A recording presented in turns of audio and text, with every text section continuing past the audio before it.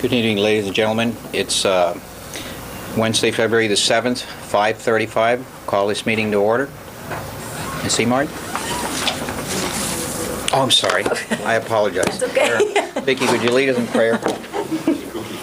Heavenly Father, thank you for letting us be here today. We ask that you help lead the right event, people, and circumstances into our life today so that we can better do your will and work. We ask this in the name of Jesus Christ, our Lord. Amen. Amen. Amen. Lead us in the Pledge of Allegiance. I pledge allegiance to the flag of the United States of America and to the republic for which it stands, one nation, under God, indivisible, with liberty and justice for all.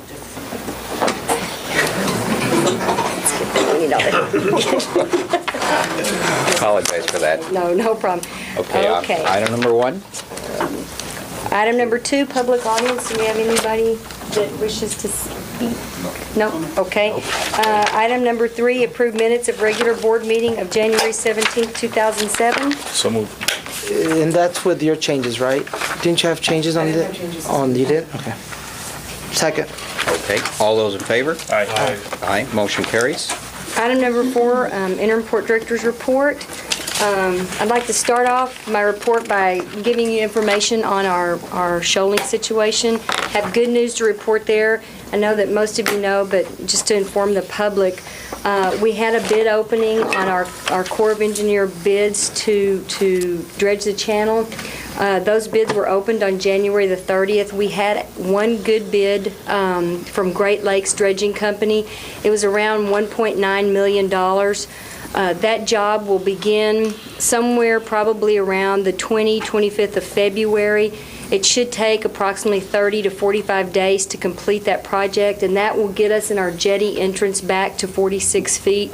We haven't been there in years, so that's very good news for the port. We actually had enough money left over in our 06-07 budget to take money from that existing contract and put back to our Tim LaQuay contract, which will have the work done in the turning basin, and that work should start sometime after May. So it's good news. Our whole channel will be dredged. Now the turning basin part is not going to be complete because we had that whittled down so much just to hit the spots that really needed attention.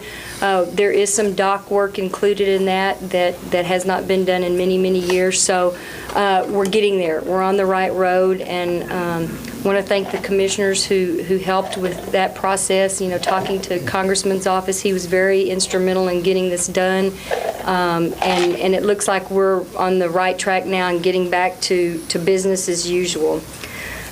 We do have a trip planned to Washington, leaving on February 27th and 28th. We have a Corps of Engineers reception, as we had last year. I believe last year it was Commissioner Zavaleta. Roy went with us, and somebody else, I can't remember. I think there was 3 of us that went. Mr. List went. But anyway, this is a very good reception. It's hosted in a private home of the Steinbergs. He's a retired Corps of Engineer gentleman, so it's all the Corps in Washington, D.C., all the higher-ups that we have to deal with on our budget process.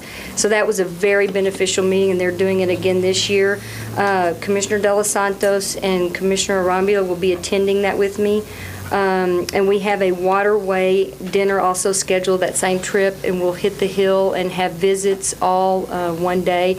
And we're still waiting to hear if you're going to go on that trip as well. No? Okay, so. But we'll offer thanks to everybody for helping us in our time of need, because they really pulled through and helped us quite a bit on that. Just to give you a little update on the master plan, we've had several visits from the people from HPA, which are doing a lot of the economic stuff on the plan, and also from Black and Veatch. They're working more on the security side right now. We're a little bit under a time schedule with that. We've got our security grants due on March the 6th. They'll be here on the 15th and 16th, and we're forming a new kind of a co-op, if you will, with the Port of Port Isabel, the Port of Harlingen, the DPS, the Texas Parks and Wildlife, Valero, Citco, some of the bigger companies, and we're trying to form this coalition and apply for some grant money to monitor our whole channel. And that fits under the parameters of this new grant, and we're hope that we'll be very successful on that by coordinating the efforts with all the different entities. We met with the stevedores. There's going to be some changes in the way that they operate and their security measures. We met with them, and that's going forward.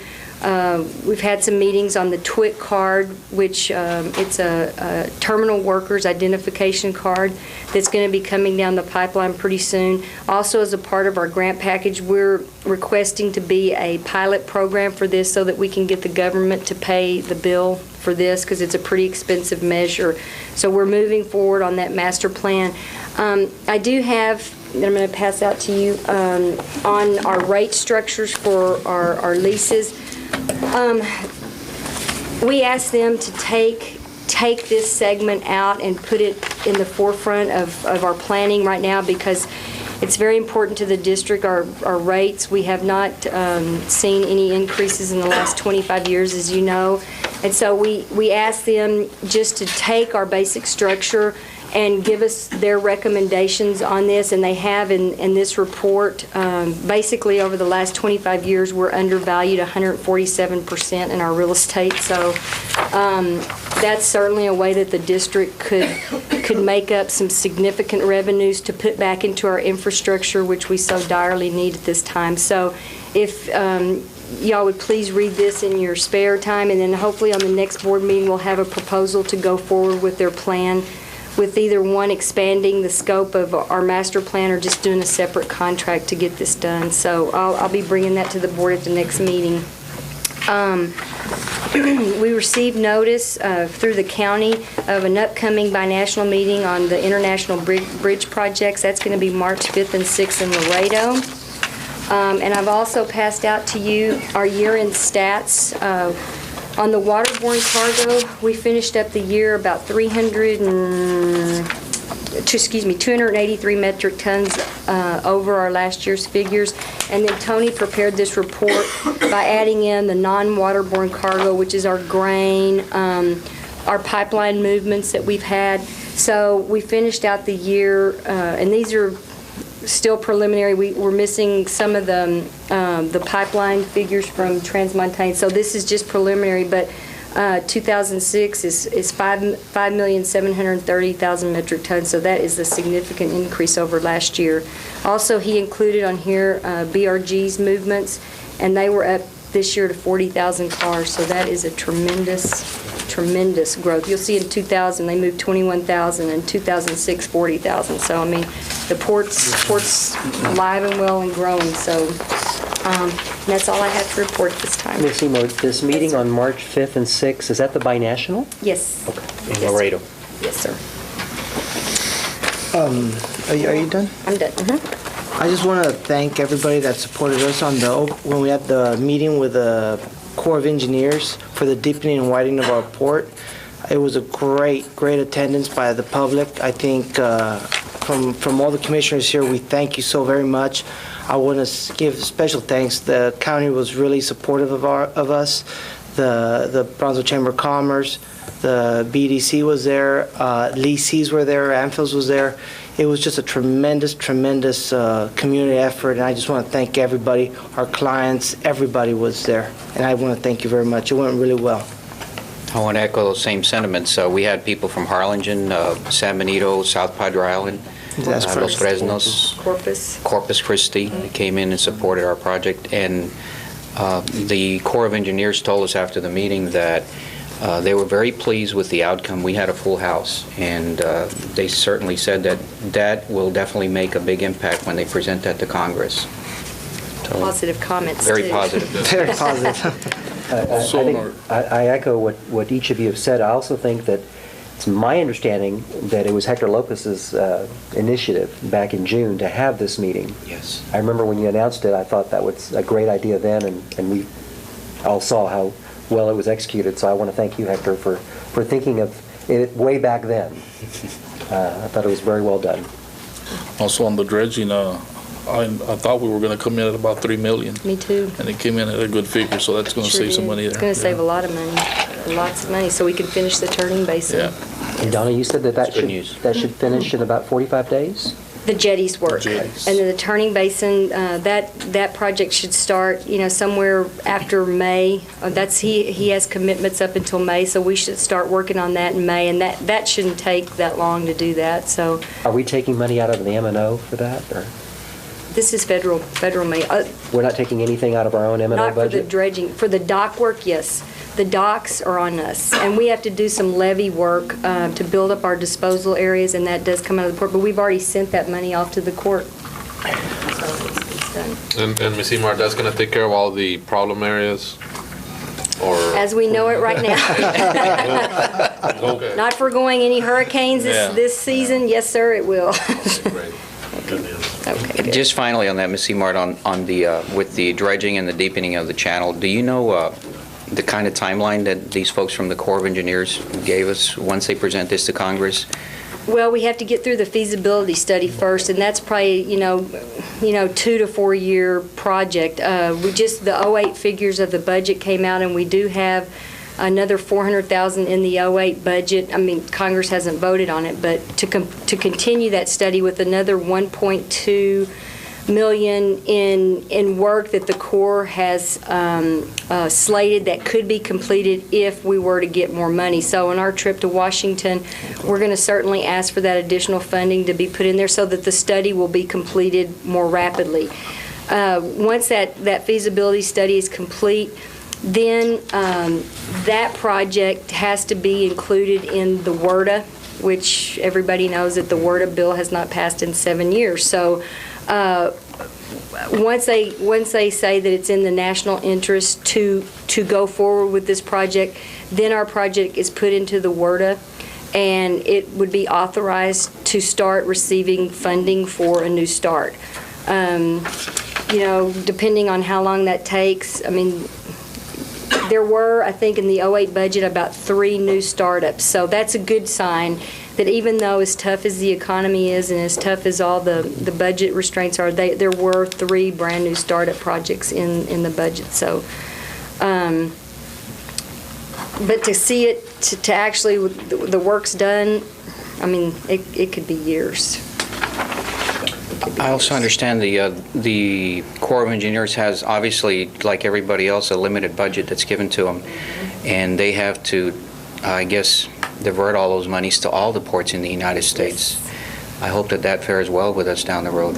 Well, actually, I mean, they're on a matrix system, so it's the more business the port does, the better chance that we have funding. So, I mean, it's kind of the chicken or the egg. I mean, if we don't have a maintained channel, how do they expect us to do more business? But for the business that we do down here, I mean, it's pretty substantial, and that's how we've gotten. Our biggest argument with them is that if they don't maintain our ports, most of the commerce that comes to this port the U.S. waterways will lose the business. I mean, it'll go to a Mexican port, and therefore nobody gets credit for it. So, I mean, that's always been our driving point with the Corps, and that's how we've maintained our funding levels as of this date. Good enough. Mr. Chairman, on the subject of our lease charges, as many of you remember, within months of assuming the directorship, Mr. List formed a lease committee whose job was to review the lease rates that were in effect at the port, identifying a grossly overdue need to update the charges. And we actually had, this board actually had a meeting in the late summer, and Mr. List was crucified for the idea of raising rates. And we see here that dispassionate experts agreed with him that our rate structure is grossly overdue, grossly out of balance, and 147% low. And so I think it's time that we, as a board, heed the advice of experts, some that are no longer here. that we look seriously at raising these rates, because this is public land that we are stewards of and trustees of, and we've got to make sure that we're getting the value that we can out of them. Just to reiterate, I think we all knew that the lands had to go up, and basically, if I recall correctly, what was instructed was to do everybody at the same time, and not just to pick on the shrimper Exactly. that are the ones that were having the most difficult time right now. And so really, it wasn't really saying no to the raising rates. It was, let's go out and let's raise rates for everybody equally without picking on one group or one entity. That's correct. And in fairness to you, Commissioner Cristiano, I do remember you specifically saying that you wanted to do that in the context of a master plan. Yes. But this is something that Mr. List brought up almost from the day he began. Well, if you remember, it wasn't the commissioners that crucified him, it was the public that didn't want their leases to go up. So, it wasn't anybody in this. Nobody ever liked, like Commissioner Masso said, it's never Nobody a likes, good time. yeah, that's Never right. a good It's never time, a good that's time. But we're leaving a lot of money on the table, and we've all known it, and it, now it's just the time. I mean, we have so many pressing infrastructure needs that we need, Dock 16 being one of them, a new oil dock, repairs to our roads, repairs to our entire port. And the only way that we generate that money is through revenue. And if we don't get out and make the most out of the revenue-producing properties that we have, then we're going backwards instead of forward. Absolutely. Okay. Item number 5, presentation by Cameron County Commissioner Sophie Benavides regarding the railroad relocation project.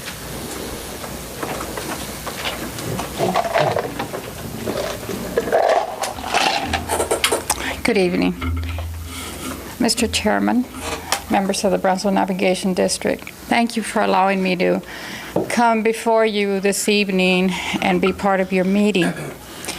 I am here for a number of reasons. First, I bring a check on behalf of our county judge, Carlos Cascos, and the rest of the Commissioner's Court in the amount of $200,000.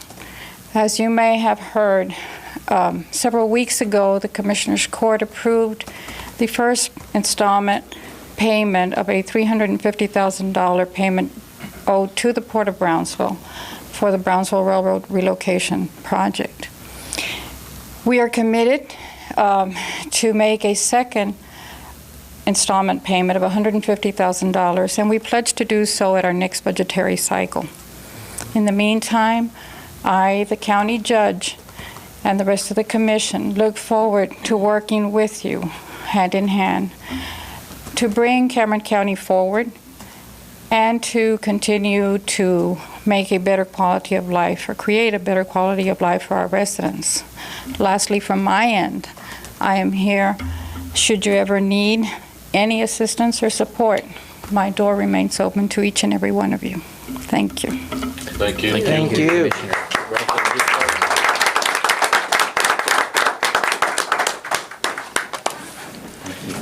Appreciate it. Thank you so much. Joe, appreciate it. Thank you, Commissioner. Sorry, I didn't Mr. Pizza Pulido, he is our county administrator. How you doing, Pete? Pretty good. Doing a Say good a job. couple of Pete. words, sir?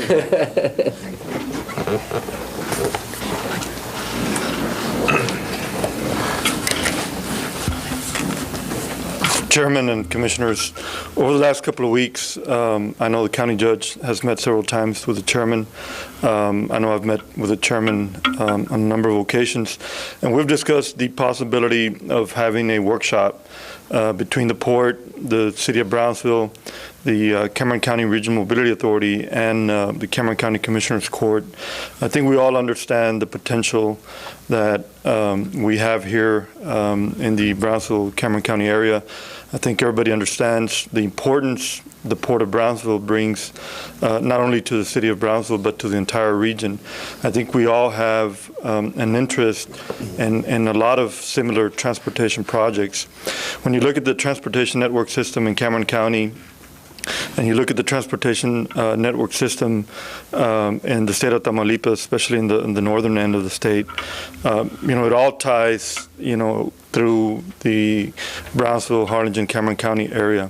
The potential the port has, the potential each of the communities in Cameron County has, I think is really, we've got an unlimited growth potential.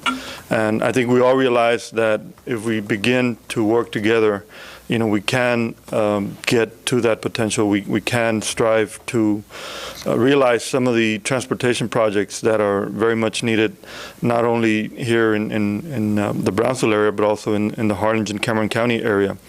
The Cameron County Regional Mobility Authority is working on several projects, that will can potentially, directly impact the Port of Brownsville. One of those projects is the interstate corridor, or bringing an interstate into the lower Rio Grande Valley, Cameron County area. And Chairman Arambula joined the county, city of Brownsville, the Port of Corpus, and Nueces County, and the city of Corpus, in a meeting with TxDOT a couple of weeks ago. And I think we laid out a plan that we want to undertake over the next couple of months. And that's one of the priorities that we have, and that's one of the main reasons why we want to have this workshop, because we want to start working together. We see what we can accomplish by working together, and I think, I also represent the Regional Mobility Authority, as well as the county, and I've spoken to the city manager in Brownsville, and I think everybody is really excited about getting the dialogue between all the different entities started, knowing that we'll set goals that we believe are goals that can be achieved, short-term, long-term, medium-range goal, and I think that's the message that the county judge commissioner just gave, and I think we're ready to work hand in hand with you all and the different entities, and hopefully we'll be able to bring something to the table and assist you all in any of the projects that you all are undertaking. Thank you, Mr. Sepulveda. I just wanted to say that, initially when I got elected, I personally went out and talked to almost every elected official here in Brownsville, and I even personally went and knocked at the doors of the state representatives, the state senators, the congressmen, and we even visited, when we were in Washington, D.C., Senator Kay Bailey Hutchinson's office, and it seemed pretty much where, the consensus was amongst everybody that everybody wanted to unite and work together, and I think that feeling is very evident at this time, by going out and first, paying the monies that were owed to the Port of Brownsville, and then most importantly embrace the projects that that mean so much to us, especially our truck bridge. And we certainly hope to work together with you hand in hand, and I'm sure that you have the support of every individual here at the port. We're proposing a February 20th workshop. That would be a couple of weeks prior to the binational, and that I think it'd be in everybody's best interest to have it before the binational. Could you just elaborate a little bit on the March 5th and 6th Laredo binational for the purpose of those individuals that don't know what that is? Yeah, there is a binational commission composed of the different representatives from the federal agencies, both on the U.S. side and on the Mexican side. And that commission has been meeting since 1988. Up until about 3 years ago, the commission met twice a year, every 6 months. Then about 3 years ago, they started meeting annually. I think they're back to meeting twice a year. The last meeting was held in Monterey, I believe it was in last October. And so this will be the next binational. This forum provides an opportunity for a bridge sponsor, a bridge owner that has a project in mind, or has a project in progress, to be able to go before the federal representatives and get some type of direction on their particular project. It's a good opportunity, not only during the meeting itself, but prior to the meeting and after the meeting, to be able to sit down on a one-on-one basis with individuals that eventually make the decisions on projects. And any international project, between Brownsville and San Diego, California, have to go through this commission. we've had real good working relationships, when I say we, the county, with the agencies, not only the U.S. side, but also on the Mexican side. A lot of the players that are there today, have been there for the last 10, 15 years. I've been attending the binational meeting since the very first meeting.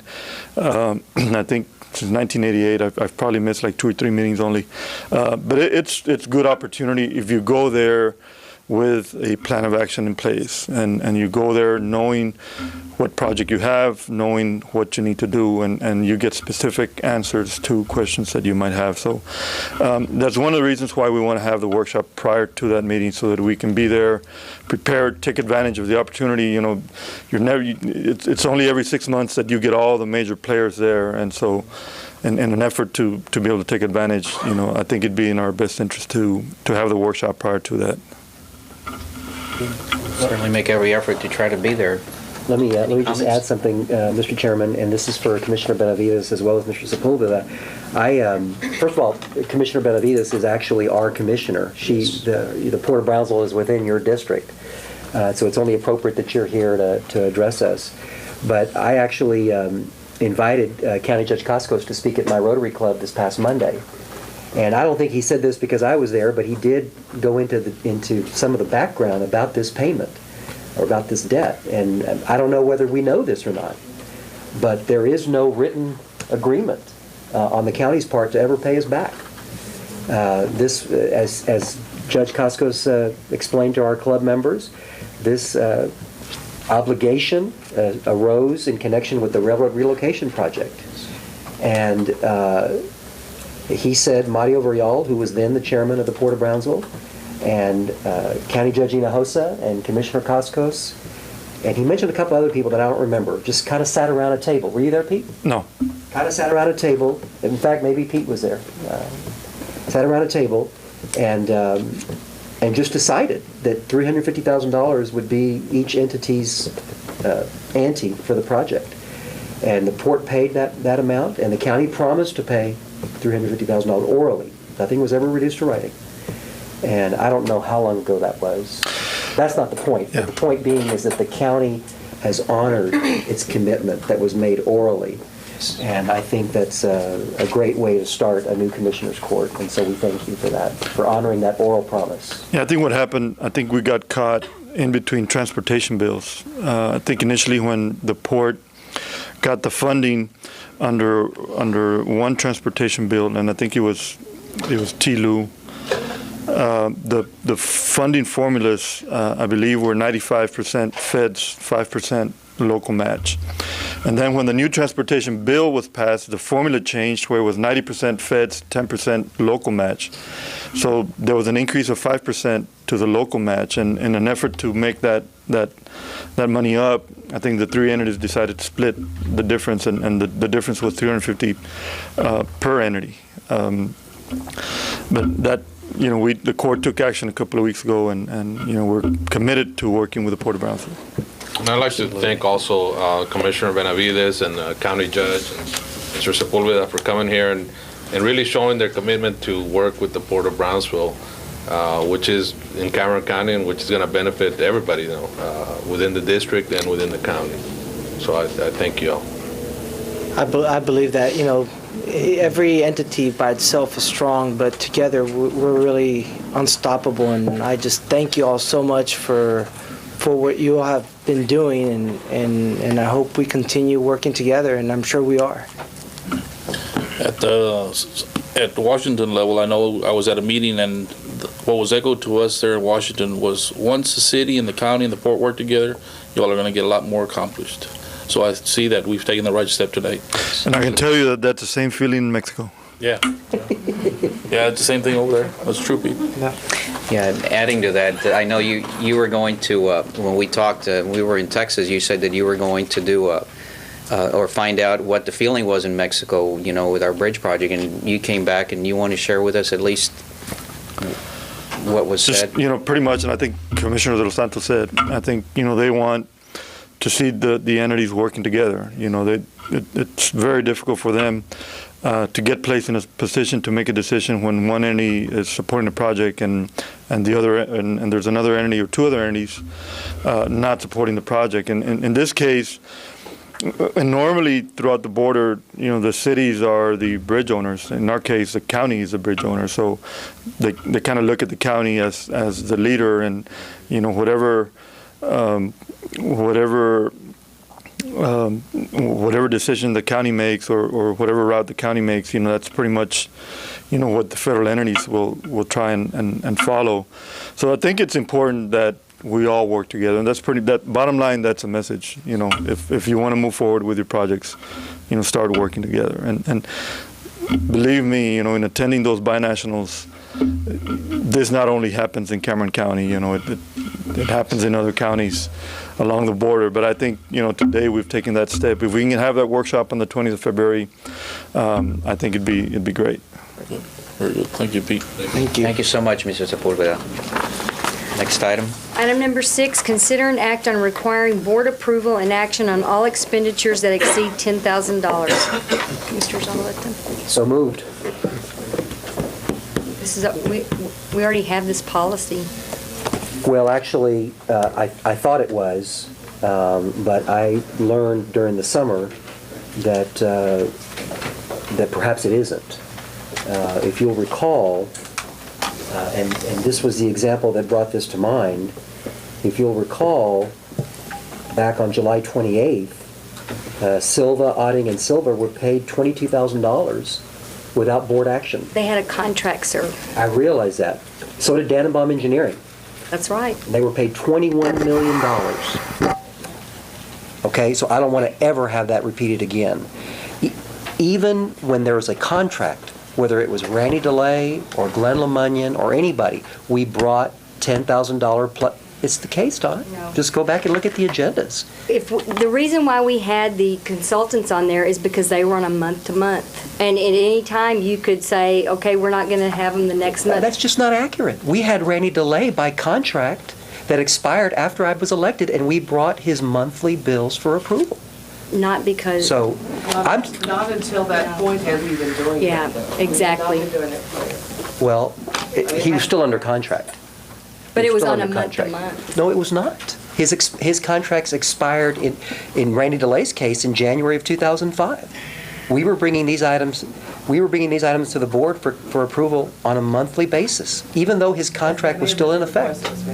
It may be, but I mean, under normal circumstances, I mean, contracts are approved by the board, and it's a total contract, because we would be bringing, I mean, all the board members see the checks that are written and going out before they go out. And at any time, if you have any questions, all you need to do is pick up the phone and call, Mrs. Duke, myself, and just say, what is this check? But anything, I mean, when the board approves a contract, then the payments are made based under that contract. Well, let's take that example. In the case of Mr. Silva, I never saw the check. You got a listing of it. Oh, I got a listing after it was paid and probably cashed. But is that oversight? No. No. That's rubber stamping. You get those Just a second. In the case of Mr. Silva, and I'm using him as the example because I know personally of that example, this previous board spent a lot of time going over his contract and making sure there were objectively verifiable benchmarks in that contract that this board could verify actually occurred before anybody was paid any money, even though it was only $35,000. We spent a lot of time going over that. And the purpose of that was to ensure that we had complete oversight over his performance. Come to find out, I get a breakdown of payables in late July that he's already been paid. And I ask questions, and I have a response to my questions that I'd like to share in executive session because I don't want to embarrass anybody in public. Well, okay? And I will share that if you'd like. I'll share that in executive session so as not to embarrass anyone. But my point is, I don't care whether they have a contract. They still need to come before the board, and that's why the item is expenditure. Any expenditure over $10,000 needs to come before the board. It's just the good practice. So if we approve a contract with X, Y, and Z company, and they do their work, then it comes back to us so we can pay them their money? Yes, sir. You know what, Luigi, Commissioner? That's how they know who they're accountable to. That's how they know that they're working for the board. That's how they know that we're checking their work. It's just good practice. We cannot pass that buck on to anyone else. Shouldn't the port director be responsible for that? Because we've approved the contract to begin with, and he needs to make sure through his employees, the folks in finance have and should have at least filtering devices to make sure that everything's done, including the benchmarkers that you still talk about, which is important to make sure that they meet, XYZ. All those, when payments come in, I can just tell you how it works. When payments come in, like say for instance, and this is a good example, engineering. Hector has ongoing contracts all the time. And when that contract is issued, those bills come directly to him, and he checks them, approves them, says, yes, this work is done, no, it's not, go back and redo it. And then after everything is complete, he signs off on it, it goes to accounting, and the bill's paid. It's got to be brought to us. If it's over $10,000, it's got to be brought to us. I got a question. Let's say Hector's got a contract, $22,000, $30,000. It comes back to the board. We've already approved the contract. Comes back to us for $10,000 payment. We say no. Well, then we're in breach. So why do we bring it's it still back? a layer of oversight, Commissioner. I go back to the Dannenbaum example. We had a printing press back there of money. It was never brought to the board. We just have to step up to the plate and do our job and make sure that our vendors or our contractors are doing their jobs. And one way we do that, that's how Congress does it. Every year they make the Army come back for a reauthorization. Every year they make the Navy come back for a reauthorization. That's the power that we have. That's the responsibility that we have. And I don't see what the problem is. On the example that you used, though, we had, which, I respect totally on Nino Gutierrez. He oversaw that, and he actually signed off on that because he felt that what he had done was in fact we owed, and that's how I guess that went to the port director. The port director obviously signs off on it. No? That's not quite how it happened, Commissioner, and that's why I like to discuss an executive, because I don't want to embarrass anybody publicly. Why don't we discuss this item and then table it and come back to it? That'd be fine. Can we do that after this executive session today? Do we have time to do that? Do we have time, Ms. Renfro? You're moving the table until after today's executive session. Yeah, let's discuss it. In today's. I'll second. Okay. All those in favor? Aye. Motion carries. Item number 7, consider an act on approving memorandum of understanding with the Brownsville Chamber of Commerce regarding a public affairs luncheon to be held on April of 2007. This item, Angela Burton, who's the CEO of the chamber, had approached the port. I believe that she had approached the chairman to see if he would be interested in addressing the community through a public affairs luncheon. And so she sent the paperwork to us. And actually what the port would be doing is actually hosting that public affairs luncheon. The cost to the port would be $2,500, and this basically underwrites all the preparation for the luncheon, the invitations, the advertising, the setups. As you know, because we've all been to those luncheons,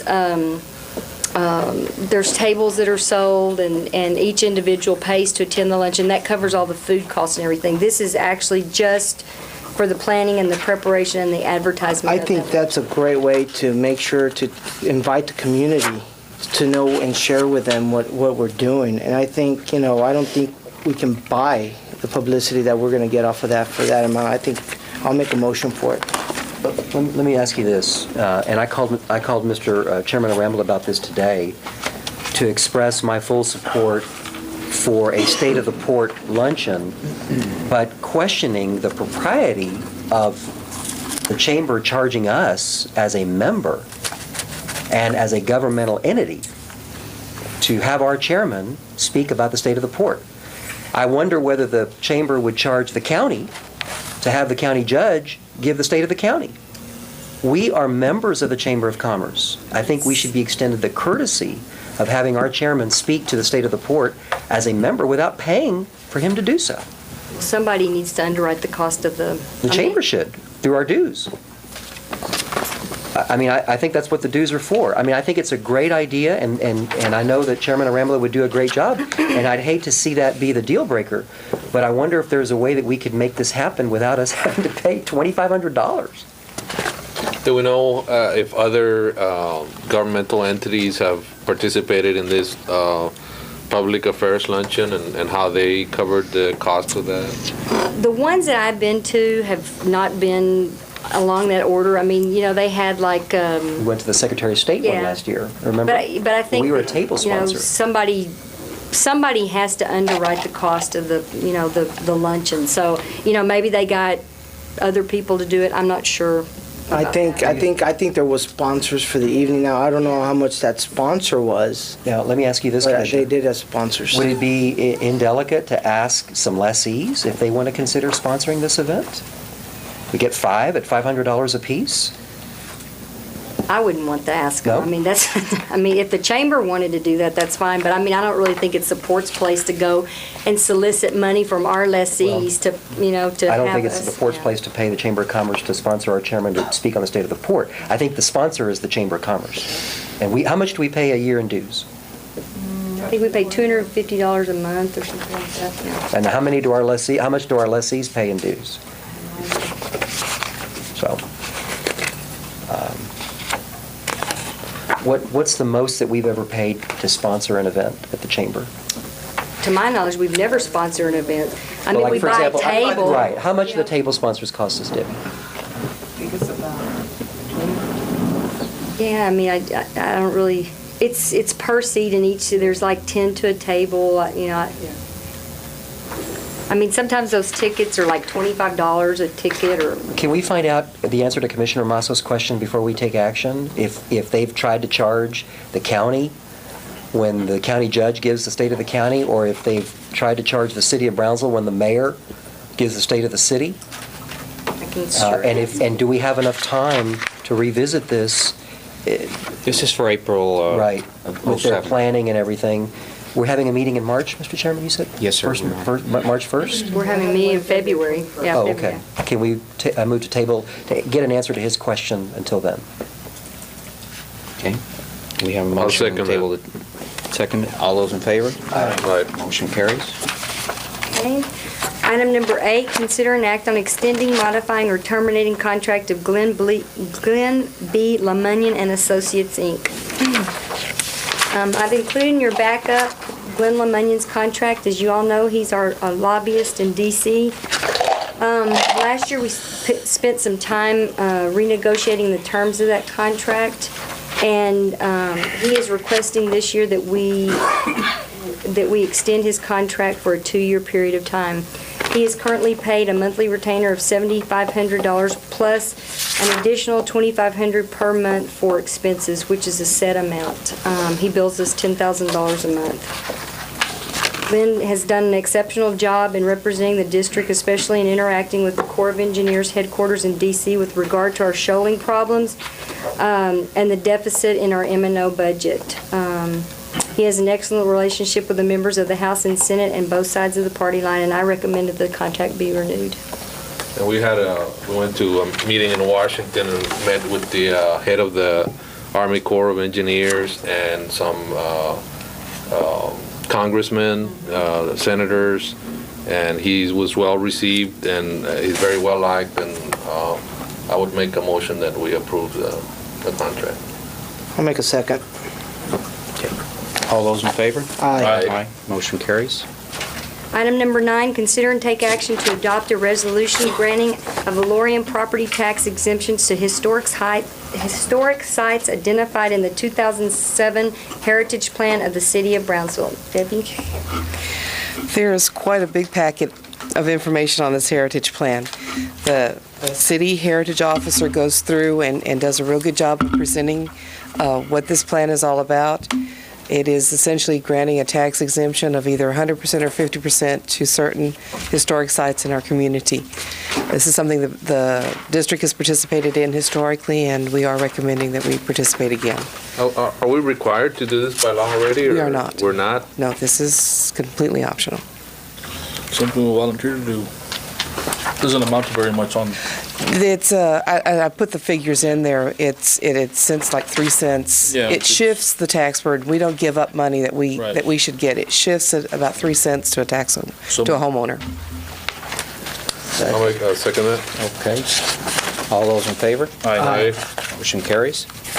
Item number 10, consider an act to declare the buildings and other materials and equipment located in the ex-Jalapeno Trawlers lease site as surplus to the district's needs and to authorize the salvage auction team to dispose of it. Debbie? Jalapeno Trawlers is at the fishing harbor. It's one of the ones that George Gonzalez has given up, and he has moved off. He moved off the majority of what he had on that site.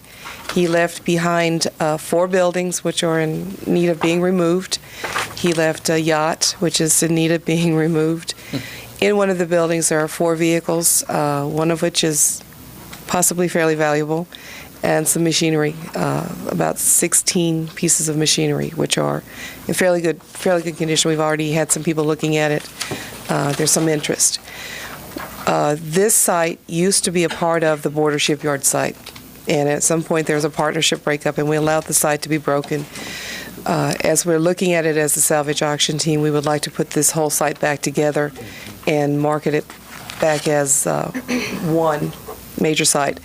To put the shipyard back into operation, some of the people that have been looking at this need a dock, and the dock went with the Jalapeno site and was taken away from the border shipyards. So would like to put all this back together as one item. So we're asking that all of this be declared as surplus to the district and that we be given authority to sell off what is left on there. We will include this in the bid packet that we're preparing for border shipyards. And, Ms. Duke, when you do the bid packets, I mean, how do you, are they advertised, or? We will advertise in the newspaper, Brownsville Herald, or? in the Brownsville Herald, and we also, with something of this nature, we will send a notice to all of our lessees that this is coming up. We have several of our lessees are kind of looking at getting into groups and going into take this site over. We will advertise the individual pieces of machinery and the vehicles separate to take bids as well. Okay, and that Jalapeno Trawlers, is that towards the end of the It is the water? right Close here. to the water? It's this Okay. one right here. And border shipyards is this area here, so we would have that whole end very similar to the Zimco site with a slip and then a dock. They're explaining to us that to bring vessels in, they need someplace to dock them while they're moving them off and on. Debbie, excuse me, didn't we decide that we were going to just have a public sale, an auction, instead of doing bids on each individual item? That's true. That's true. Because that way the district would probably get more, I mean, if you have people bidding against each other and the equipment. On the equipment and the vehicles, yes, we should auction. certainly do that, do an auction. That way we'd have, maybe get more interest that way. Okay. You have to pay the auction. No, we do it. Debbie You're does the it. auctioneer. Okay. Good deal. That'll work. so moved. She works cheap. When would this take place, Ms.? Right now, I'm working on the budget and pulling this together. I'm thinking we're looking at maybe late March, early April. By the time I can get everything pulled together. We have a motion on the table by I'll second Commissioner it. Los Santos, seconded by Commissioner Masso. All those in favor? Aye. Motion carries. Item number 11, consider an act on the following leases. 1, Texas Gulf Trawling, Inc., new lease. Mr. Chairman, request to table this item. Second. All those in favor? Aye. Motion carries. Item 2, Esco Marine, Inc., new lease. Request to table this item also. So moved. Second. All those in favor? Aye. Motion carries. Item number 3, South Steel LU, Inc., release. Request to table this item. So moved. Second. All those in favor? Aye. Motion carries. Item number 4, Don Nico Trawlers, Inc., amendment. Table? Request to table this item. Second. All those in favor? Aye. Motion carries. Item number 12, consider and take action on assignments, negotiations, easements, subleases, and contracts in general. Item 1, Landro, Inc., doing business as ST Marine, authority to negotiate. Yes, Landro at the fishing harbor is requesting to lease an additional 100 feet. They've got all this site here, and this would be 100 feet additional that we have all gone out there, Debbie, myself, Joe, and that we can do without this 100 feet and not, and not take value away from this ex-border shipyard site. So I'm asking the board to give me authority to negotiate an amendment to Landro, Inc. To add this additional 100 feet that they would build. They need this for their shipyard. So moved. Second. Okay, all those in favor? Aye. Aye, motion abstain. carries. Unanimous. Item number 2, Linwood Trawlers, Inc., authority to negotiate. Linwood Trawlers' lease is due to expire April the 30th of this year, and they're asking for a new lease, and I'm asking the board to give me authority to negotiate a new lease. Second. Okay, all those in favor? Aye. Motion carries. Item number 3, Sea Garden Sales Company, Inc., and Penmar Systems, Inc., authority to negotiate. Sea Garden is in the process of selling their improvements at the fishing harbor, which consist of 2 separate leases, side by side, to Penmar Systems, Inc., and they will be using the property to store steel materials and supplies, which they'll ship to their Mexican Maquila operation. So I'm asking the board to give me authority to negotiate a new lease to Penmar Systems, Inc., and an authority to prepare releases of leases to Sea Garden for the 2 leases. So moved. Second. All those in favor? Aye. Motion carries. Item number 13, adjourn into executive session. Okay. It's now 6:38. Adjourn into executive session.